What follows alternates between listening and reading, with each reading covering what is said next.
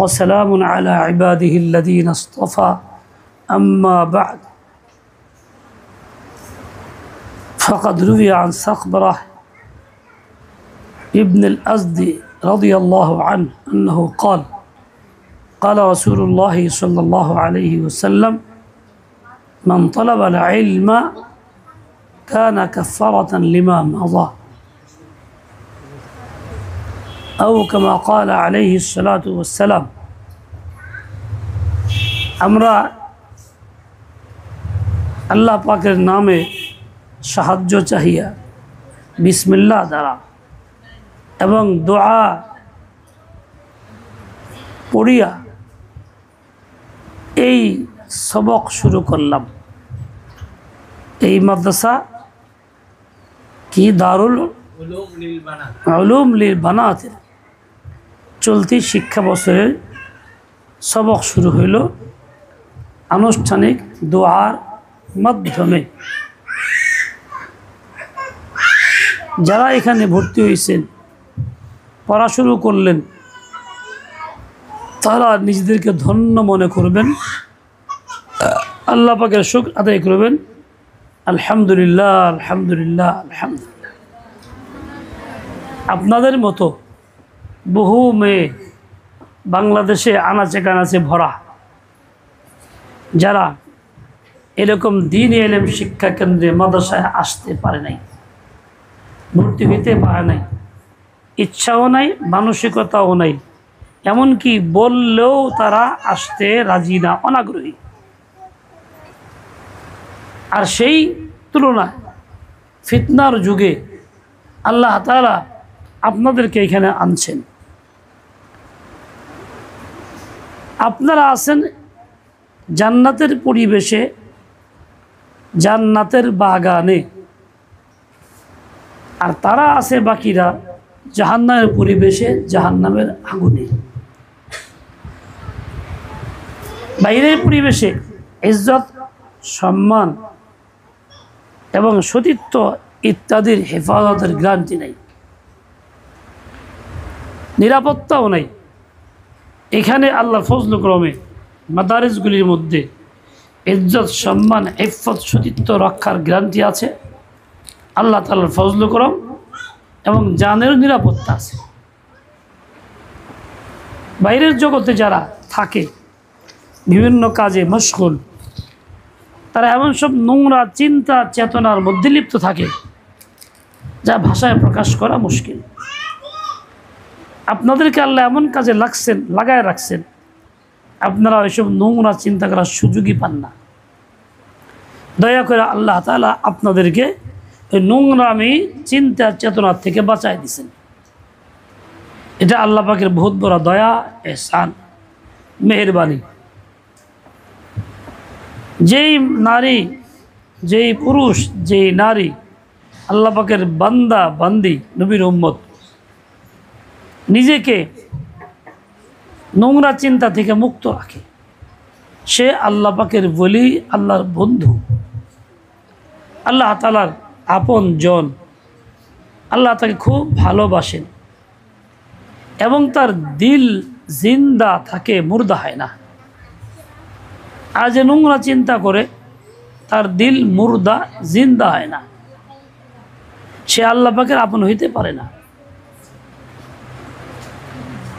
যে কোনো মানুষ, মুসলিম হোক না হোক, তার রুচিবোধ আছে, আল্লাহ তাকে রুচি পয়দা করে দিয়েছেন। সেই লোকটা নিজের গায়ের কাপড়ের মধ্যে পেশাব পায়খানা, বিলাইয়ের পায়খানা লাগাইয়া চলে না, মানুষ মহলে যায় না, বরং সে ঘৃণা করে, অন্যরা দেখলেও ঘৃণা করবে। এমনকি এতটাই ঘৃণা করবে, আল্লাহ পয়দা করেছেন রুচিবোধ, কে যে কোটার ভিতরে পেশাব পায়খানা নিয়ে আসে, চায়ের স্তরে সবাই বসে চা খাইতে, সেও টেবিলের উপরে কোটা দুটা রাইগা চা খাইতে বসছে। মানুষ জিজ্ঞাসা করে এটার ভিতরে কী? তেমন কিছু না, পেশাব পায়খানা। এটা বললে পরে অন্য লোকেরা কি এটা বরদাস্ত করবে, পছন্দ করবে? তারা কি মেনে নেবে? না, ঘৃণা করবে। কঠিন ঘৃণা করবে, উঠে যাবে, তাকে মারতে চাবে, এই বেওকুফ এনে পেশাব পায়খানা লয়ে আইসস। আসলে পেশাব পায়খানা খোলাও না, দেখাও যায় না, গন্ধ পাওয়া যায় নেই, তারপরেও রুচি আল্লাহ পয়দা করছেন, বরদাস্ত করতে পারতেছে না, পারলে তাকে মারে, গালিগালাজ করতেছে। মানুষকে যিনি এরকম রুচিবোধ দিছেন, একটু ময়লা তার কাছে পছন্দ না, সেই আল্লাহ তাআলা যিনি রুচি পয়দা করলেন তার কাছে কি ময়লা পছন্দ? নিশ্চয়ই না। তুমি আমার সামনে আসলা, তোমার গায়ে ময়লা লাগাস, দেখতে খারাপ লাগে, আমি এটা পছন্দ করি না, আমার গায়ে ময়লা থাকলে তুমি দেখলে পছন্দ করো না, কি না লাগে। ঠিক তেমনি ভিতরে যদি ময়লা থাকে, যে আমাদের নজরে পড়ে না, আল্লাহ পাকের নজরে পড়ে। ভিতরে ময়লা মানে দিলের ভিতরে ময়লা, সে ময়লা মানে গান্দেগি, নোংরামি, আজেবাজে চিন্তা, আজেবাজে কাজকর্মর পরিকল্পনা,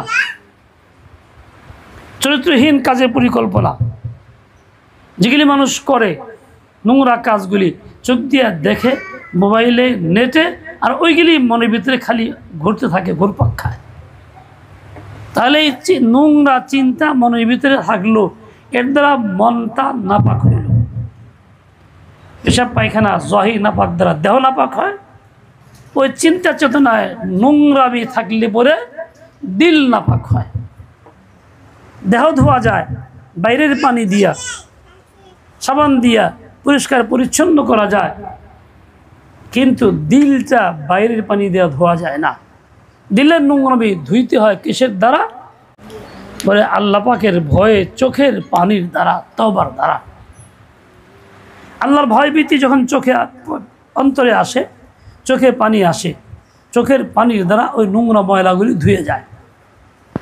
তার সাথে যদি ইলম হাসিল করে, যা নূর, যা তোমরা হাসিল করতে আসছো, আল্লাহ তাআলার দেওয়া ইলম, ওয়াহির ইলম, শরীয়তের ইলম, যখন এই ইলম হাসিল করবা, নূরটা তোমার দিলের ভিতরে স্থান পাবে। প্রথমে চোখের পানি কান্নাকাচির দ্বারা নোংরামি দূর হইল, গান্দিগি চলে গেল, পাক হয়ে গেল। দ্বিতীয় পর্যায়ে ইলমের নূর দ্বারা দিলটা আবাদ হয়ে গেল। আল্লাহ চান তোমাদেরকে ওইরকম দিল পাক কইরা দিলে নূর দিয়ে পরিপূর্ণ করতে, দিলটাকে নূরের দ্বারা আবাদ করতে চান।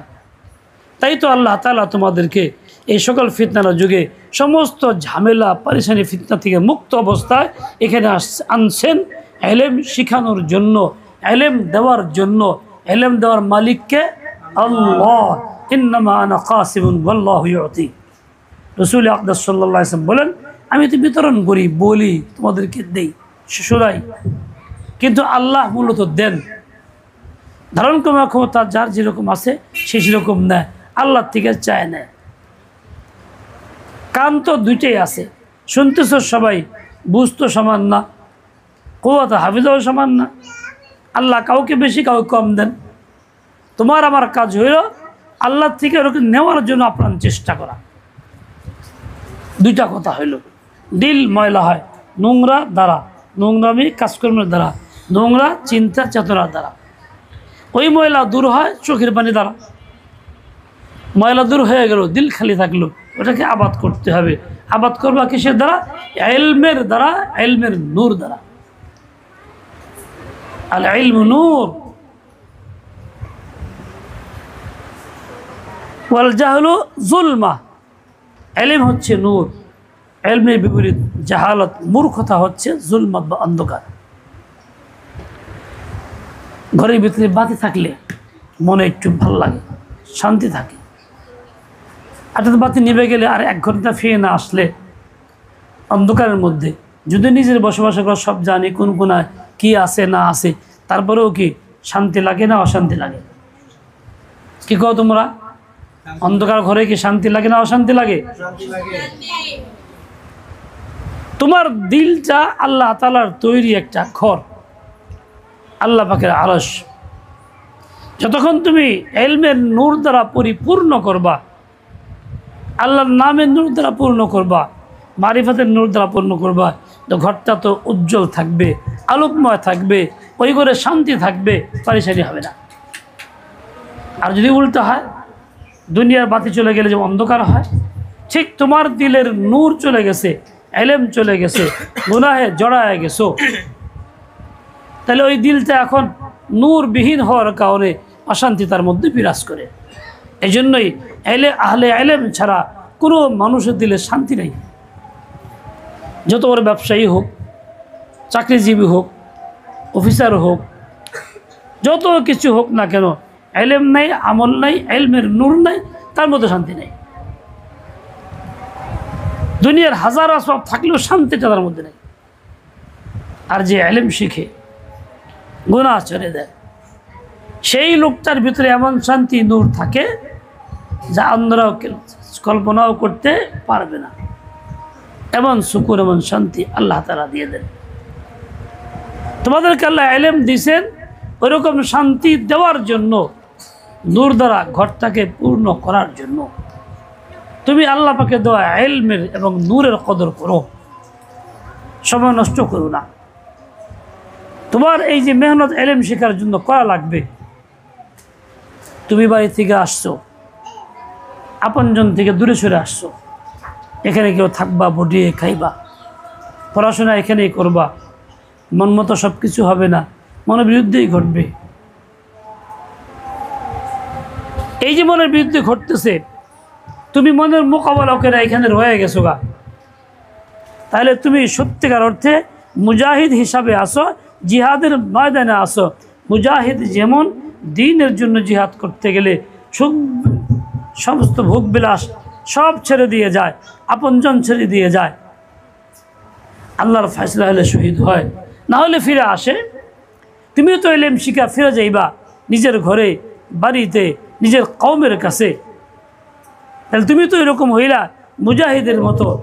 হাদিসে আসছে, মান খারাজা ফি তালাবিল ইলমি ফাহুয়া ফি সাবিলিল্লাহি হাত্তা ইয়ারজিআ। যে আল্লাহর রাস্তায় ইলম শেখার জন্য বের হয়ে যায়, সে আল্লাহর রাস্তায় আসে, সে তো মুজাহিদ। ফিরে আসা পর্যন্ত, মুজাহিদ যখন ফিরে আসে, আইসা মানে গনিমত দেয় বা যা শিখলো সে বিতরণ করে। তুমি ইলম শিখা বা বাড়িতে যাই ফেরত যাইবা, সেখানে গিয়া তুমি ইলম বিতরণ করবা, ইলমের তাকাজা বিতরণ করবা, তাহলে তুমি মর্যাদা পাইবা।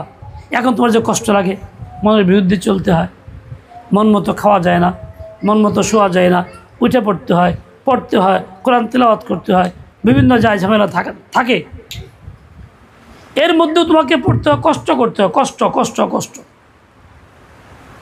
এই যে কষ্টটা তুমি করবা ইলম শেখার জন্য, পড়বা, থাকবা, সময় দিবা, তোমাকে আল্লাহ বিনিময় কিছুই দিবে না? অবশ্যই দিবে। একটা বড় বিনিময় এই হবে, তুমি যে মেহনত করবা, কষ্ট করবা, এর জন্য আল্লাহ তাআলা তোমার জীবনের গুনাহ খাতাগুলি মাফ করে কাফারা বানাবে।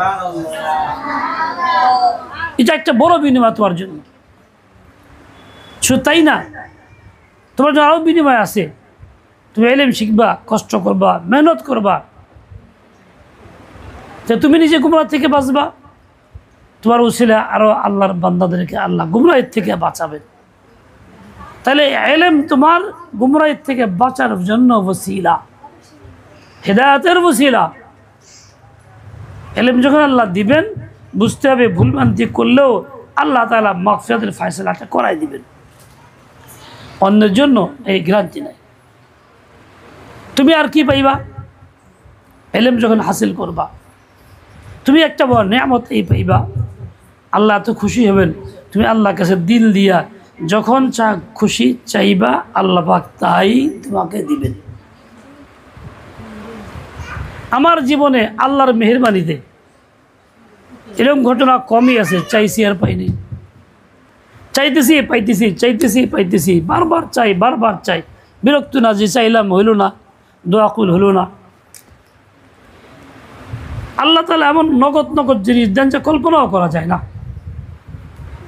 রমজানে একদিন জোহর নামাজ পড়া এলান করছি, বসছি তালিমের জন্য। একজন ফোন দিয়েছে, হুজুর বিবির বাচ্চা হইতেছে, সব কিছু নর্মাল, কিন্তু বের হয়ে আসতেছে না, খুব কষ্ট হইতেছে, দোয়া করে। বললাম সূরা ইয়াসিন পড়, থাক, দোয়া কর। সাথীদের কিছু কথা বলে দোয়া শুরু করলাম, কয়েক মিনিটের মধ্যে সবাই কান্নাকাটি করলো। কান্নাকাটি করার মাত্রই ফোন আসছে, আলহামদুলিল্লাহ খালাস। খালাস করেছেন কে? আল্লাহ তাআলা। যেমন তোমাদের জন্য সবচেয়ে কঠিন কষ্টদায়ক কাজ হইল বাচ্চা প্রসব করা। এই যে কঠিন কাজ তোমাদের জন্য আর নাই। পুরুষদের জন্য জিহাদের চাইতে বেশি মর্যাদাপূর্ণ হও তোমরা এরা। এতটা প্রিয় আমল তোমার জন্য যদি তুমি বরদাস্ত করো আল্লাহর জন্য। কিন্তু কি জন্য বরদাস্ত? বাচ্চার মুখ দেখার আশায়। বাচ্চা অনেক দামি সম্পদ, যার নাই সে বুঝতেছে, আহ আহ করতেছে, পরিশান হইতেছে বাচ্চার জন্য। এদেশ যায়, সেদেশ যায়, থাইল্যান্ড যায়, ইংল্যান্ড যায়, ইন্ডিয়া যায়, মাসকে মাস থাকে, চিকিৎসা করে, তাও হয় না। তাবিজ নেয়, পানি পাওয়া না, তাও হয় না। কী যে পরিশানি বাচ্চার জন্য। ওই বাচ্চা যখন হয় তো তার জন্য কত কষ্ট মা বরদাস্ত করে। তার মানে কি, যেটা খুব দামি, খুব পছন্দের, খুব মনের চাহিদা, সেটার জন্য মেহনত খুব বেশি করতে হয়। ইচ্ছায় অনিচ্ছায় মেহনত ছাড়া সফলতা আসে না।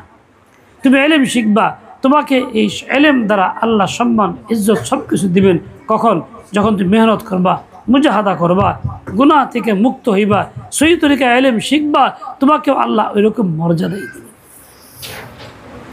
সাহাবায়ে কেরাম কীরকম কষ্ট করছেন এলেম হাসিলের জন্য। একজন সাহাবী দিমাশক চলে গেছে,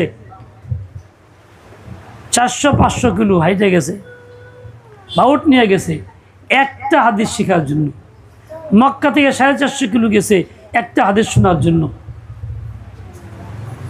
এতটাই কঠিন কষ্ট বরদাস্ত করছেন। ইবনে আব্বাস রাদিয়াল্লাহু তাআলা এক সাহাবীর কাছে যাইতেন কিছু হাদিস গ্রহণ করার জন্য, যাইতেন তো রোদের মধ্যে বাইরে থাকতে হতো।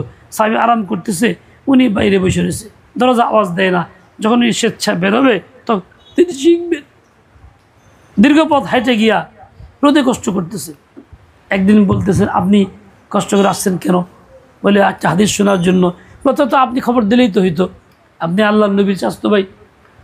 বলে, না আমি তো তালেব, আমার তো কর্তব্য এটা। ডাক দিলেন না কেন? বলে, যদি আপনি বিশ্রাম করতেছেন, বিশ্রামের ব্যাঘাত ঘটবে এই জন্য ডাক দিয়ে নেই। দরকার তো আমার, দরকার তো আপনার না, আমি প্রয়োজনে আসছি, আমার প্রয়োজনটাকে ওইভাবেই মনায় নিতে হবে। কষ্ট করছেন। এভাবে সাহাবায়ে কেরাম জাবির বিন আব্দুল্লাহ 1 মাস সফর করছেন, 1 মাসের দূরত্ব সফর করছেন ইলমের জন্য। 1 মাসের দূরত্ব কি সোজা কথা? তো বাইরে থেকে অল্প একটু রাস্তা আসো, 1 মহল্লার থেকে আসো, খুব বেশি দূর না, তাই না? জানি কি এই যে ওনারা 1 মাসের দূরত্বের রাস্তা সফর করছেন, কেন করছেন? বলে, যা হাসিল হবে তা খুব দামি, তা খুব মূল্যবান। মূল্যবান সম্পদের জন্য মেহনতটা বেশিই করতে হয়, কষ্টটা বেশিই করতে হয়। আল্লাহর নিজাম, আল্লাহ এরকমই বানাইছেন। মেহনত ছাড়া পাইবে না। তোমাদের সেই বয়স আছে, সময় আছে, মেহনত করো। ঘুম, খাওয়া, গোসল এগুলি বাদ দিয়া বাকি সময় সবটুকুই তুমি এলমের জন্য মেহনত করো, ব্যয় করো। এলমের সাথে বাধা আসে কি? অধিক বন্ধুত্ব, বান্ধবী বেশি হওয়া, এর দ্বারা গল্প গুজব বেশি হয়, নাস্তা খাওয়া খাওয়া বেশি হয়, জরুরি কাজ ফেলে দিয়া তার মন রক্ষা করার চেষ্টা করা হয়। এর দ্বারা এলমের পথে বাধা, যে চুদ্ধি কমে যায়, বসবসা বেড়ে যায়, মনে থাকে না। এই যে এলমের পথে বাধা হইল, এই যে বান্ধবী যত ভালোই হোক সম্পর্ক নাই, সম্পর্ক এলম হাসিল করার পরে এলমের জন্য, এর চেয়ে বেশি আর না। দেখো তোমরা অনেক মেয়ে এরকম আছে, বাইরের পরিবেশ দেখা মোবাইল চালায়, নোংরা শিখাইছ। এখন যখন কোনো নোংরা কিছু বাইরে হয়, জাতীয় পর্যায়ে কোনো খেলা চালা নোংরামি, তখন তার খুব শখ পয়দা লাগে, আমি যাই পারতাম, দেখা পারতাম। এমনকি এক পর্যায়ে কেউ কেউ বলে, খালি মাদ্রাসা ভর্তি হয়ে ঠেকছি রে, মাদ্রাসা ভর্তি না হলে যাই পারতাম, দেখা পারতাম স্টেডিয়ামে, এই পারতাম সেই পারতাম। মনের ভিতরে এসব কল্পনা আসে। মনে রেখো, এসব কল্পনা আসলে আল্লাহকে জানেন কি জানেন না? আল্লাহ মনের খবর জানে কি জানেন না? তুমি কল্পনা করতেছো যে আল্লাহ জানেন কি জানেন না? আল্লাহ জানেন, এই জন্যই তো তোমার মনের এই কুকল্পনা জানেন, বিদায়ী তো আল্লাহ তোমাকে সুফল দিবেন না, কুফলই দিবেন। থাকবা মাদ্রাসা, বই পড়বা, কিতাব পড়া, পাশ করবা, মাগার আল্লাহ ওয়ালি হইতে পারবা না। শুধু তাই না, অনেকেই তো এরকম কথাও বলে, খালি মুসলমান হয়েছে দেখা আটকা বসি, নাহলে তো এই কাম করা পারতাম, ওরাই ভালো এই কাম করে। বলে এই কথা যে বলে সে বেঈমান, ঈমানহীন, সে কুফরি কথা কাজ করলো, কুফরি কথা বললো, তার ঈমান নাই। যতই সে বড় বড় কথা বলুক, যতই সে কিতাবাদি পড়ুক আর পড়ায়, মুহাদ্দিস সেগুলো দিয়ে হোক, ঈমান নাই। তোমার ঈমানকে সহি করার জন্য তোর ইলম দরকার। ইলম হাসিল করলে কি হবে? ইলম হাসিল করলে শয়তানের যত রকম প্যাঁচ পুষ চক্রান্ত বুঝে ফেলতে পারবা। শয়তান কিছু করতে চাইলে আগেই তার মোকাবেলা করে ফেলতে পারবা। এই জন্যই শয়তান ইলম হাসিলকারী ফাকি ব্যক্তিকে সবচেয়ে বেশি ভয় করে। তার কাছে হাজার আবেদের চাইতেও একজন দ্বীনী সমাজওয়ালা আলেম অনেক বেশি ভয়ঙ্কর। ফকিহুন ওয়াহিদুন আসাদ্দু আলা শাইতান মিন আলফি আবিদি। এই ফাকি মানে কে? ওই ব্যক্তি যার ভিতরে ইলম শেখার পরে আল্লাহর ভয় পয়দা হয়েছে, হাই হেরে আমি কাজটা করতেছি অন্যায়, কি জবাব দেব আল্লাহর কাছে? যে কোনো কাজ করার আগে ফিকির পয়দা হয়, ওই ফিকির পয়দা হওয়াই হলো ফিকহ ফিদ্দিন। যদি ফিকির পয়দা না হয়, বুঝতে তার ফিকহ ফিদ্দিন হাসিল হয় নাই। তুমি অনেক দূরে আছো, আল্লাহ তোমাকে হেদায়েত দেন, আমাকে হেদায়েত দেন, সহি বুঝ দিয়ে দেন, ইলমে আমলে পরিপূর্ণতা নসিব করেন। মেয়েরা ভালো করে শুনো, বাতাবে তোমাদের ইচ্ছা করলে কোনো কাজ দিতে পারতো, কারো বাড়িতে বাইন্দালি চাকরানি করতা, জের কাম করতে পারতা, 2 পয়সা বাপ মারি দিতে পারতা, খাইতেও পারতা, তা তোমাকে দেয়নি। তোমার গার্মেন্টসে ভর্তি করতে পারতো, সারাদিন সারা খাইটা খুঁজা 8 ঘন্টা ঘুমাইতে পারতা না, 6 ঘন্টা ঘুমাইতে পারতা না, পেটে বাথরুমে যাওয়া লাগতো, আসা লাগতো, যা কিছু বেতন পাই তা কিছু বাপ মারি দিতে পারতা। এরকম দুনিয়াতে অনেক আবিজাবি কামও আছে, তোমাকে দিতে পারতো। তোমার বাপ মা তোমাকে ওই চাকরিতে দেয় নাই, ব্রাকেও দেয় নাই, গার্মেন্টসেও দেয় নাই, আর কোনো নোংরা কাজের জন্য তোমাকে দেয় নাই। তোমাকে নিজের ঝুঁকি নিয়ে, জীবনের ঝুঁকি নিয়ে, কষ্ট করে পয়সা উপার্জন করে ওই পয়সা বেশি করে দিয়ে মাদ্রাসায় পড়াইতেছে, সম্পূর্ণ খরচ বহন করতেছে তোমার বাবা, তোমার গার্জিয়ান। তোমার কি মনে করো এটা কি তার এহসান না? এহসান যদি হয় তার কদর করো। উনি যে কাজে লাগাইছেন সেই কাজে লাগো, সময় সেখানেই ব্যয় করো, অন্যত্র নয়। তো ধ্যান খেয়াল শুধু একদিকেই থাকবে, তবেই তুমি তালেবে ইলম, তবেই তুমি সফল হইবা, বিফল হইবা না। মনে রেখো, এই তোমাকে বাইরের পরিবেশে দেয় নাই, দিলে ইজ্জত রক্ষা সম্ভব হইতো না, সতীত্ব রক্ষা হইতো না। বহু ঘটনা আমাদের কাছে আছে। তোমার ইজ্জত সতীত্ব রক্ষার জন্য আল্লাহ তাআলা এখানে দিছেন, আনছেন বাপমার বসিলায়। তুমি যদি এটাকে ধুয়ে না রাখো, কদর না করো, তোমার মতো পুরা কবাইলা শাস্তিযোগ্য দণ্ডনীয় অপরাধী আর কি হবে? কেননা হাদিস বাক্যে আসছে, ইন্না শাদ্দান নাসি আযাবান, সবচেয়ে কঠিন শাস্তি ওই ব্যক্তির, রাজুলুন আমকানাহু তালাবুল ইলমি, যাকে আল্লাহ ইলম হাসিল করতে সুযোগ দিয়েছেন, ফালাম ইয়াতলুবহু, সুযোগটা কাজে লাগাই নাই, সদ্ব্যবহার করে নাই, যথাযথ ইলম হাসিল করে নাই, সেটা সবচেয়ে কঠিন শাস্তির অধিকারী। আল্লাহ পাক রব্বুল আলামিন আমাকে তোমাকে সবাইকে সহি বুঝ দান করেন। একজন মেয়েদের ঘটনা শোনাই তোমাদেরকে। এক মেয়ে হেতজন্য কাফিয়া পর্যন্ত পড়ছে, পাকিস্তানে এক গ্রামে বাড়ি, গরিব মানুষের ঘরে মেয়ে, বেশি পড়তে পারে নাই। তো এই মেয়েটা বিয়ে হয়েছে, 2-3 সন্তানাদি হয়েছে। তার স্বামীটা অশিক্ষিত মূর্খ, এক ভণ্ড পীরের মুরিদ। সে পীর আসে, কয়দিন থাকে, মানুষের ভক্তি সেজদা নেয়, আর খাওয়ান দাওয়ান খাওয়া যায়। যখন যা চায় মুড়ির এতে মুড়ির সব দেয়।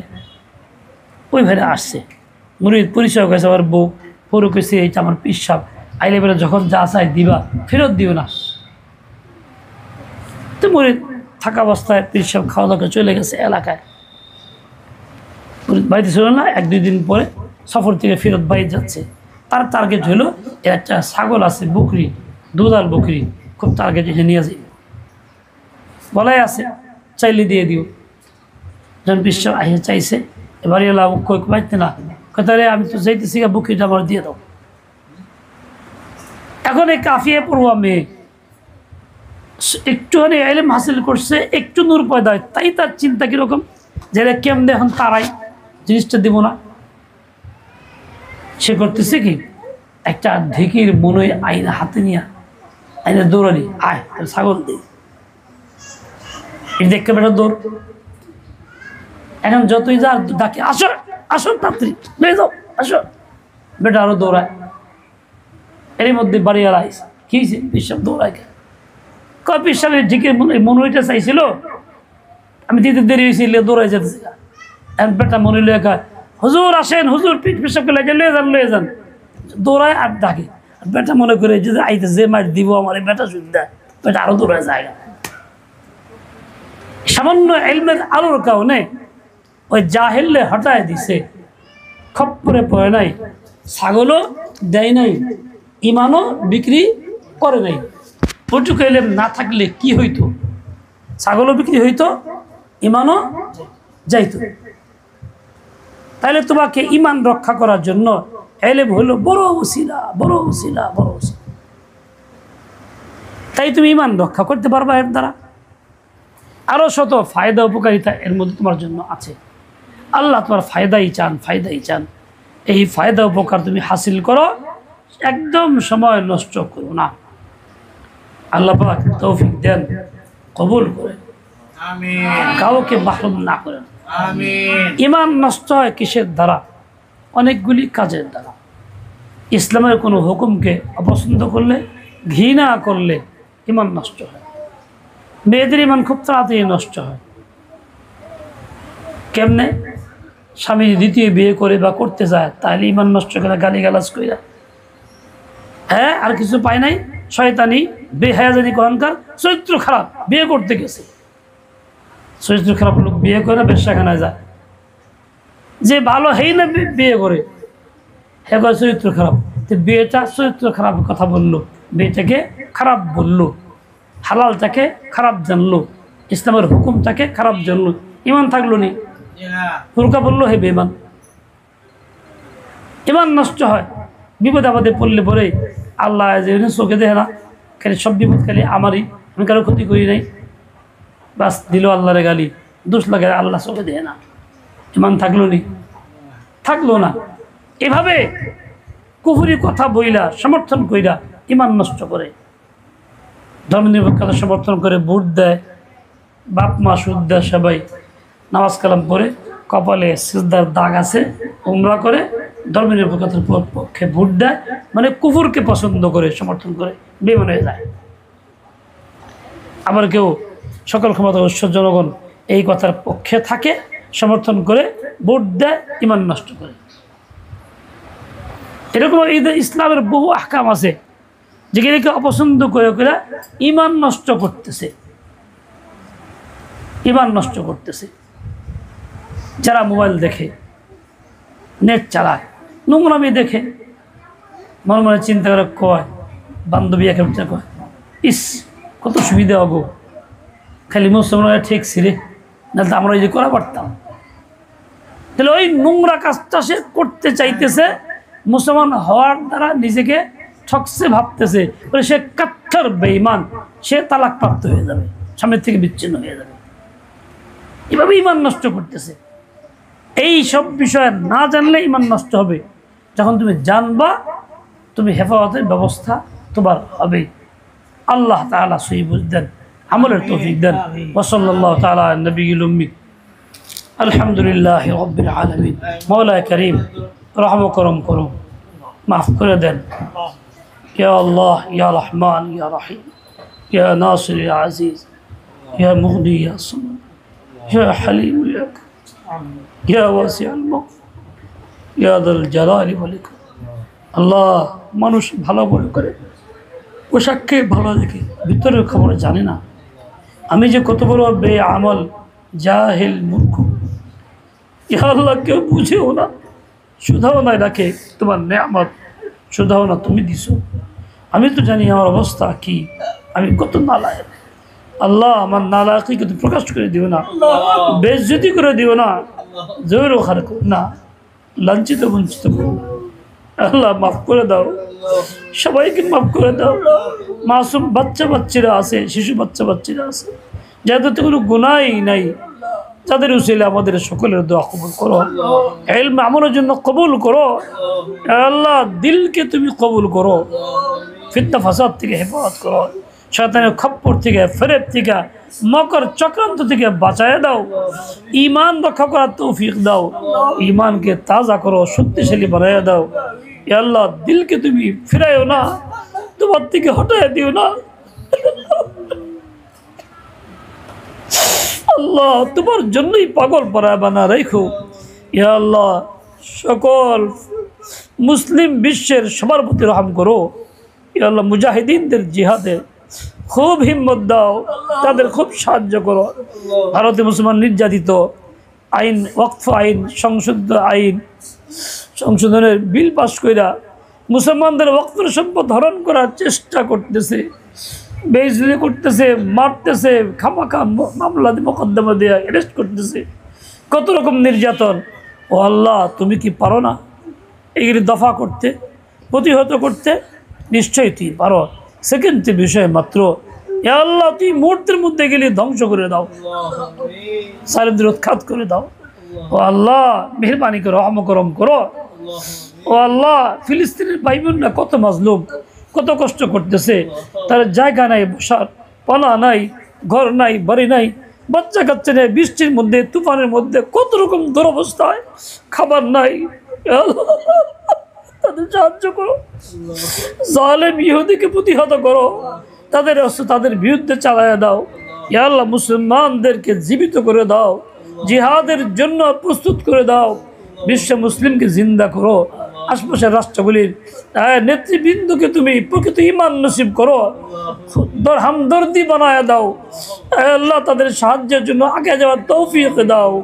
ও আল্লাহ তুমি ওদের সাহায্য করো। বড় ভয় লাগে, বাচ্চা শহীদ হয়ে যায়, ছোট্ট বাচ্চা বলে মনে চায় জান্নাতে চলে যায়, কেননা জান্নাতে মজার খাবার আছে, দুনিয়াতে তো খাইতে পাইতেছি না।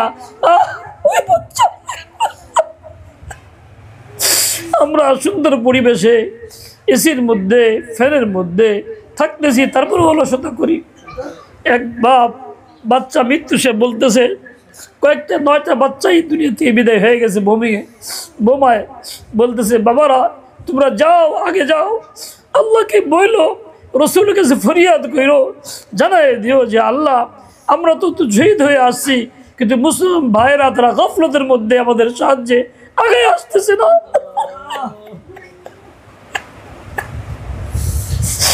আল্লাহ মেহরবানি করো আল্লাহ তুমি দয়া করো, কবুল করো, সবাইকে সব রকম ফিতনা থেকে বাঁচাইয়া দাও, মাদ্রাসাকে কবুল করো, তারাক্কি দান করো। আল্লাহুম্মা আল্লিমনা মা ইয়ানফাউনা ওয়া আল্লিমনা মা ইয়ানফাউনা বিরহমাতিকা ইয়া আরহামার রাহিমিন।